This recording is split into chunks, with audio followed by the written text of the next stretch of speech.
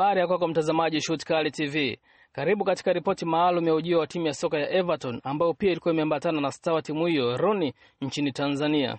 Mara baada makamu wa rais wa Tanzania Mama Samia Suluhu kusikia kuwa timu ya Everton inatarajiwa kutoka kwenye ardhi ya Tanzania, anasema hakuamini taarifa hizo na ilibidi athibitishe kupitia kwa wasaidizi wake. Hivyo ndivyo ripoti maalum inavyoanza juu ya ujio wa kikosi cha kwanza cha Everton nchini Tanzania, ambapo mwandishi Ian Beryl wa gazeti la Daily Mail la Uingereza alisafiri na timu hiyo kutoka jijini Dar es Salaam alivyoripoti. Ripoti hiyo ambayo imetolewa pia kwenye tovuti ya dailymail.co.uk inaeleza kuwa ujio wa Everton haukutegemewa na wengi nchini Tanzania, hasa kwa kuwa inajulikana Premier League ni ligi kubwa na nchi pekee kwa bara la Afrika ambayo imekuwa na kawaida ya kuzikaribisha timu za England ni Afrika Kusini. Ziara hiyo iliwezekana na kufanikishwa na kampuni ya SportPesa ambao ndio wadhamini wakuu wa jezi za Everton katika mkataba wa pauni milioni 45, na inaelezwa kuwa timu hiyo itatembelea Afrika Mashariki mara 3, yani hii safari ya Tanzania ndio ya kwanza.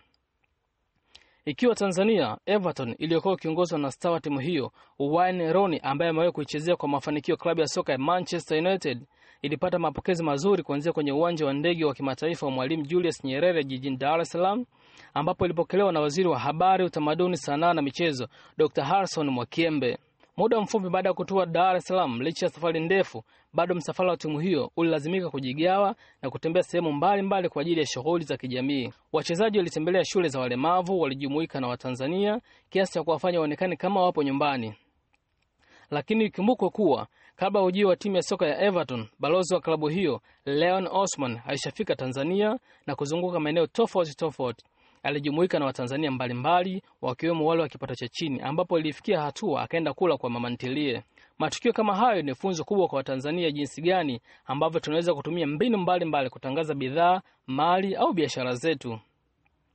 Wakati huo Mama Samia alipopata nafasi ya kuzungumza na staff wote wa Everton waliotua nchini, alisema namnukuu, "Nimekuwa shabiki wa Manchester United sababu ya Ronnie. Sasa amehama, sijui nitafanya nini. Nafikiri mbele ya safari itajulikana." Mwisho wa kunukuu.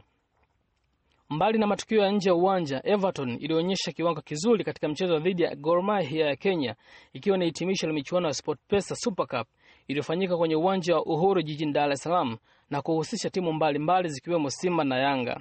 Hawajaanza kuingiza faida kubwa kupitia mchezo wa kutabiri matokeo, lakini wanatumia nguvu kubwa kuwekeza kwa kuwa wanajua hii ni biashara. Shoot Kali TV tunamalizia kwa kuwaambia Watanzania wenzetu kuwa wanatakiwa kuamka na kutambua kuwa soka ya sasa ni biashara kubwa. Kilichofanyika kitufungue macho na kuwa asilimia kubwa wanaofaidika ni watu binafsi, lakini kukiwa na mfumo sahihi, bila shaka vipaji vipo na Watanzania tutafika mbali. Asante sana kufuatilia Shoot Kali TV. Endelea kutufuatilia katika mitandao mbalimbali ya kijamii ya Instagram, Twitter, Facebook, bila kusahau tovuti yetu ya www.shootkali.co.tz. Ni mimi kamanda wako Shoot Kali TV. Kwa heri.